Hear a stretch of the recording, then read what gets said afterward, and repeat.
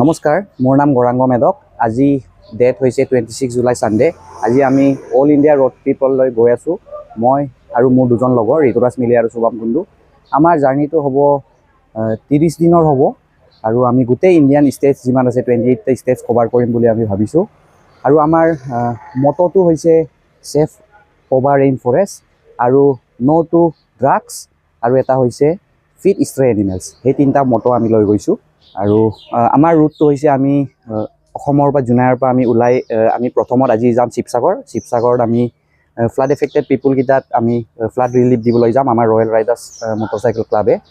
তাৰপিছত তাৰ দিয়াৰ পাছত আমি আজি আমাৰ ষ্টেটো হ'ব গুৱাহাটীৰ পাছত আমি কাইলৈ শিলিগুৰি বা ৱেষ্ট বেংগল য'তে হ'লেও কাইলৈ থাকিম। তাৰপিছত সেনেকৈ ওড়িশা হৈ মেলি বিশাখাপট্টনম হয়, তেলেংগানা, অন্ধ্ৰপ্ৰদেশ, কৰ্ণাটকা, তামিলনাডু, কেৰেলা, এনেকৈ আকৌ ঘূৰি আহি মেলি গোৱা, পুনে, মুম্বাই, গুজৰাট সেনেকৈ গোটেই মানে ইণ্ডিয়ান ষ্টেটছকেইটা চব কভাৰ কৰিম।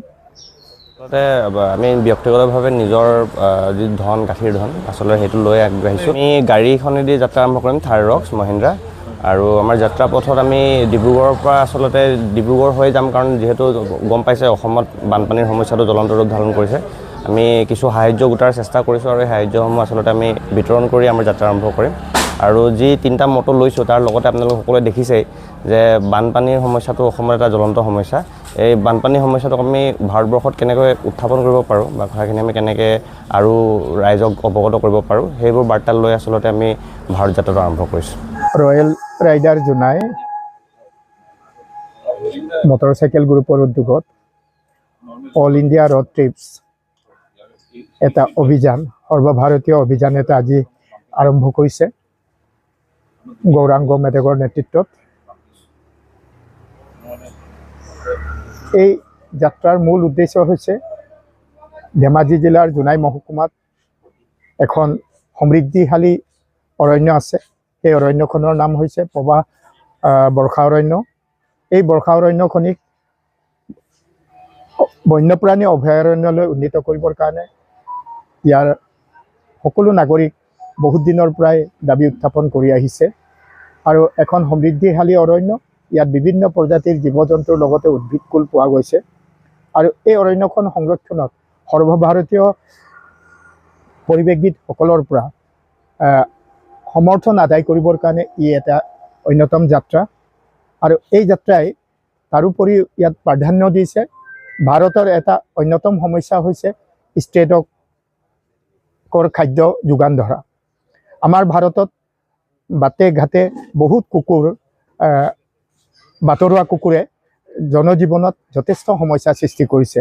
গতিকে সেই বাটৰুৱা কুকুৰবিলাকক কেনেকৈ খাদ্য আমি প্ৰদান কৰিব লাগে আৰু আমি মানুহবিলাকে বাটৰুৱা কুকুৰ যাতে যত্ন দিব নালাগে। কুকুৰ যদি পোহে সেই কুকুৰটোক আৰম্ভণিৰ পৰা মৃত্যু সময়লৈকে তাক যত্ন লোৱাৰ প্ৰত্যেকজন কুকুৰ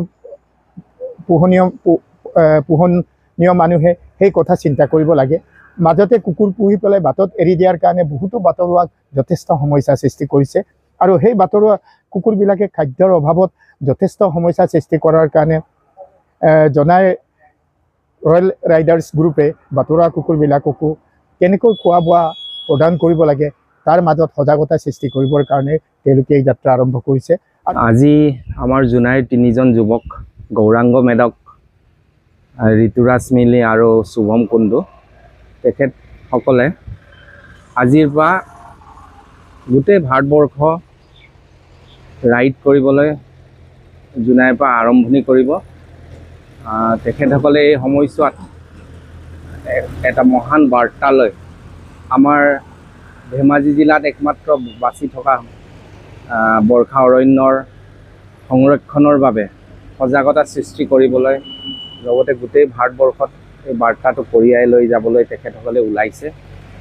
তেখেতসকলে এই যাত্ৰাত আমাৰ আজি শিৱসাগৰত বান সাহায্যৰ প্ৰগ্ৰেম এটা আছে, তাতে অংশগ্ৰহণ কৰি তেখেতসকলে অসম হয়, বেংগল, উৰিষ্যা, তামিলনাডু, তেলেংগানা, কেৰেলা হয়, কেৰেলাৰ পৰা আকৌ তেখেতসকলে গুজৰাট পাবগৈ, গুজৰাটৰ পৰা তেখেতসকলে কাশ্মীৰ পাবগৈ, কাশ্মীৰৰ পৰা এনেকৈ গোটেই সমগ্ৰ ভাৰত তেখেতসকলে পৰিভ্ৰমণ কৰিব আৰু আমাৰ একমাত্ৰ বাচি থকা যিটো পবা বৰ্ষা অৰণ্য আছে তাৰ সংৰক্ষণৰ কাৰণে ৰাইজক সজাগতা কৰিব।